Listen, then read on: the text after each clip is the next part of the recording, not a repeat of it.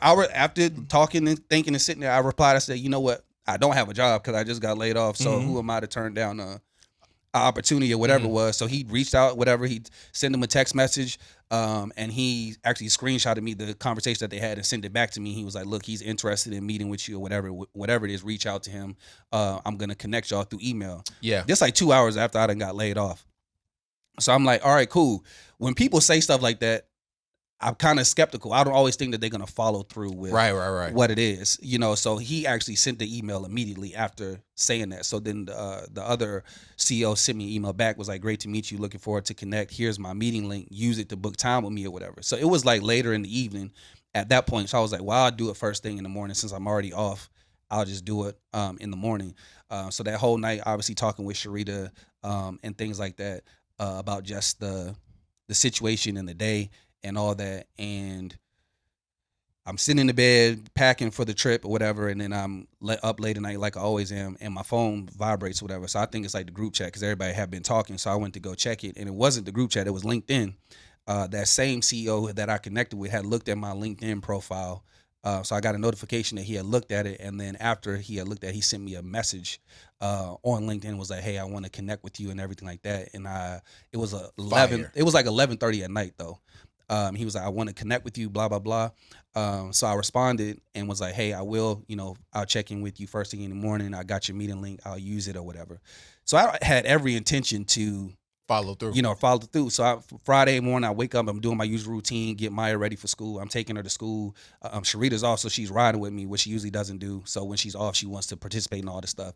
So we're going to take Maya to school. While I'm on my way, I'm talking to her about the situation from last night. I'm like, I'm going to reach out to him. This is my plan, yada, yada, yada. While we're doing that, I get a text message, and it's the same CEO who messaged me on LinkedIn last night. He texted me first thing Friday morning. He was like, look, I don't mean to be pushy or anything like that. He was like, but I'm free for the next hour and a half. He was like, I'd love to connect with you. I want to take time to talk to you. Just call me on my phone whenever you get a chance or whatever. So I'm talking to Sharita. I'm like, should I call him now or wait till we get back from the trip? And she look at me, she be like, if you don't call, right? She like, you know what I'm saying?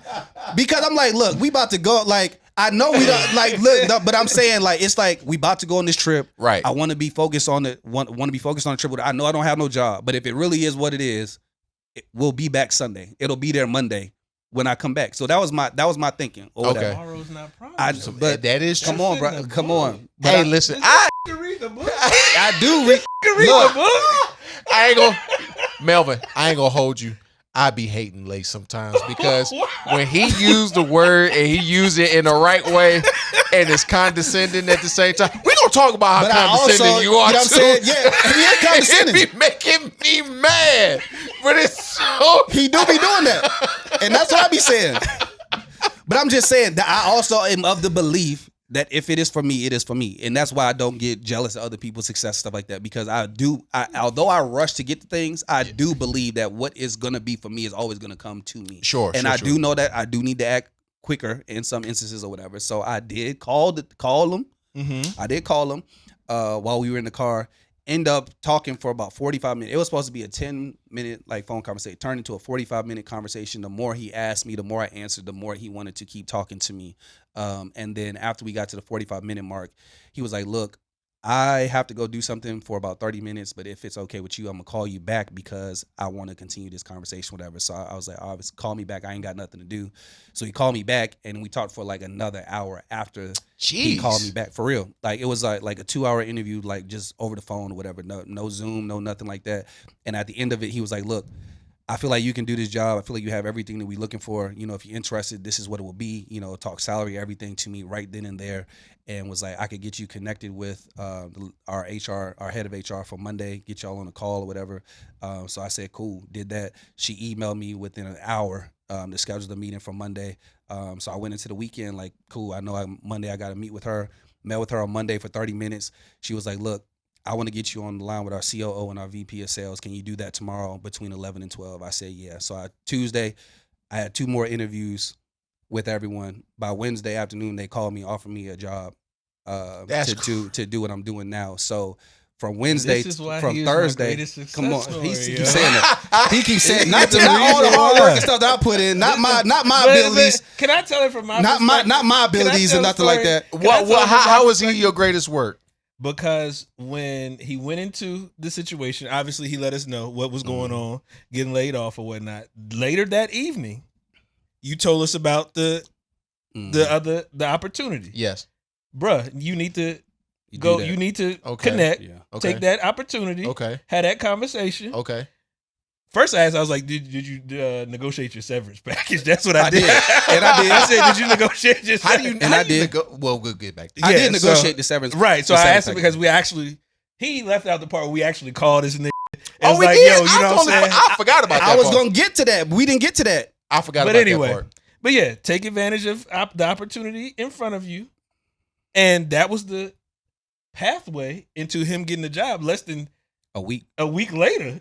So yes, I'm taking credit for that, and that's why he is my greatest success not story. me. Not Not my anything hard you work and my did. skills. Anything that I Oh did, no, it the was hard work. lace. The thing is, It was lace. I wouldn't bet on you in the way that I do if I Mm. didn't think you didn't have the hard work and the skills. And I'm saying that in the meeting. Uh. But sometimes we also need that kick in the ass. What are you waiting on? That's true. If this door is semi-open, kick the thing out, You kick right. the thing down. So that's more so what I'm saying from But I the can, lens of encouragement. But I can imagine in that moment, like your trust in anything at that time is just depleted.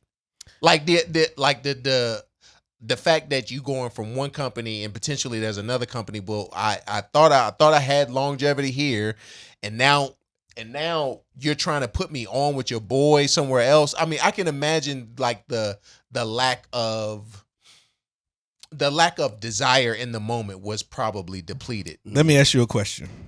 What's your definition of faith? I know mine. My definition of faith. That's a really good question. Trust in the promise that was made to me. So if you trusted in the promise, Mm-hmm.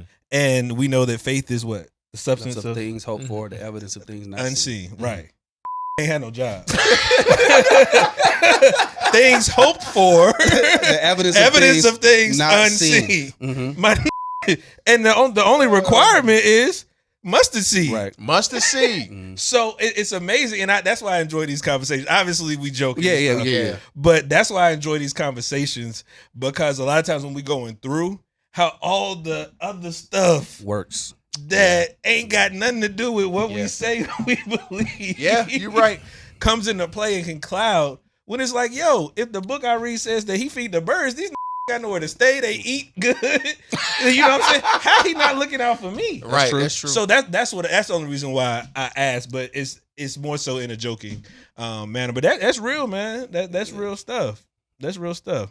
No, so Sharita was she definitely, took it like a G, and she told me later why she was, because I told, like, after everything settled, like after, all the stuff settled, and, I had the conversation, whatever, we had a chance to talk about just everything. Because I think that was the other part of it too. I'm like, just got laid off yesterday. You trying to talk to me right now. I ain't even had time to process what Right. I need to be doing right now. And you trying to, talk to me. Let me get I'm one of them people that need a plan. I don't do ambiguity. I don't like ambiguous situations. Like, I know some people is fine with that. Like, they're like, it'll be what it'll be. I'm like, nah. What's the plan? I don't have to have it right now. Mm-hmm. Whatever the end goal is, I don't have to have it right now. But I at least need to know I'm working towards something. Look, can I ask you a question? Because you said a little bit earlier, what's for me is for me. It is. Okay, and I agree with you in that, because I believe the same thing. But how can you have a plan? Because what's for you is for you, but what you think is for you may not be what's for you. That's a so sober, how can that's you true. have? That's a sober So thought. again, It's a very sober thought. the test, but this is the lesson. You're right. So I'm just curious. I mean, curious. I believe it is for me in the sense of what he promised me will always be for me. So For sure. Depending on however long it may take, even if it don't happen for me as fast as I want, Sure. I know that it's for me. Sure. So that's the lens that I look at it I got from. you. Not just I like got you. things are gonna come to me, but that is a true statement. Yeah. That you're making. So I'll add that to my belief system as And well. oftentimes we lean into our own understanding of what we think Mm-hmm. what is for me should be for me. And that's the piece. Should. Yes. Yeah, no, you're right. Should You're right. be for me. You're When right. like, nah, bruh, my boy, that's not for you. Yeah. Yeah. So it like I said, and we all had to go through those aspects. I mean, I had my own journey in that, but also being able to really dive into aspects. Okay, like, nah, why am I putting so much pressure?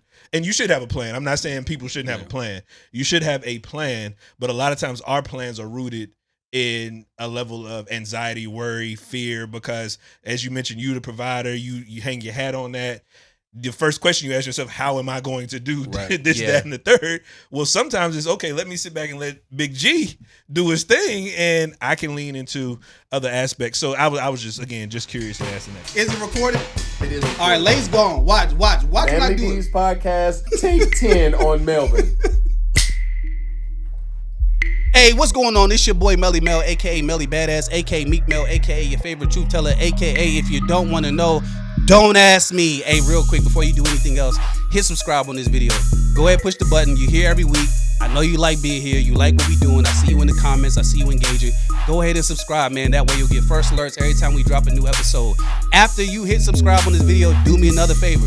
Continue to do what you've been doing. Engaging, liking, commenting, laughing, joking, joining in with us. Let YouTube know that you care about what we doing, that you like these videos, so that way we can get pushed up to the top of that YouTube and get y'all to see us more often.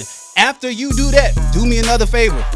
Tell somebody about this podcast, man. Tell your brother, your cousin, your nephew, your father, anybody that you know that you feel like would benefit from this. Get the word out there, man. Tell them about it. Tell them how good of a time that you're having. Tell them about these real conversations that we getting into, because we want to have more group chat vibes. You know what I'm saying? More life lessons shared, all of that, man. So tell your people about it. Get involved. Help us out. And before you do anything else, after that, continue rocking with us. It's the Melly D's podcast. It's your boy Melly Mel. We out. He did it!